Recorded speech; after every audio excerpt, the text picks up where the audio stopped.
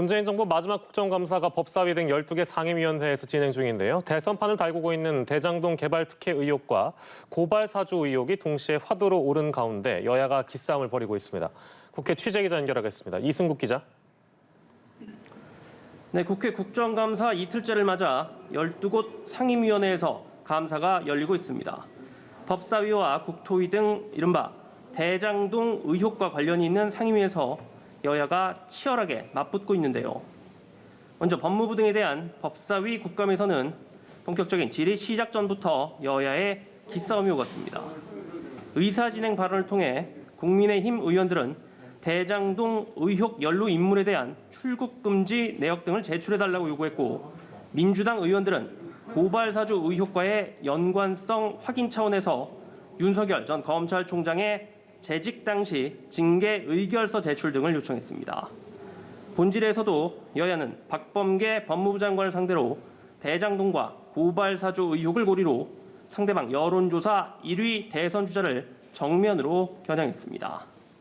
국민의힘 유상범 의원은 구속된 유동규 전 성남 도시개발공사 기획본부장 배임에 대한 이재명 민주당 후보의 묵시적 승인이 있지 않나 의심된다며 철저한 수사를 촉구했습니다. 이에 맞서 민주당 김영배 의원은 고발 사주 사건은 윤석열 국민의힘 예비 후보 지휘하에 이뤄진 선거 개입 시도라는 게 합리적 추론이라며 확인이 필요하다고 지적했습니다. 지난 금요일에 이어 피켓 부착 문제를 두고도 국감장 곳곳에서 충돌이 이어졌습니다.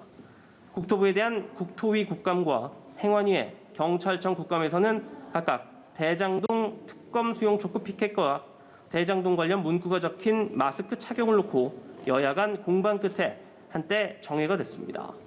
국방위와 농해수위 국감에서도 야당의 대장동 피켓에 여당이 항의하면서 파행을 빚었습니다. 네, 더불어민주당과 국민의힘 대선 경선 후보들은 오늘 각각 TV 토론에 나선다고요?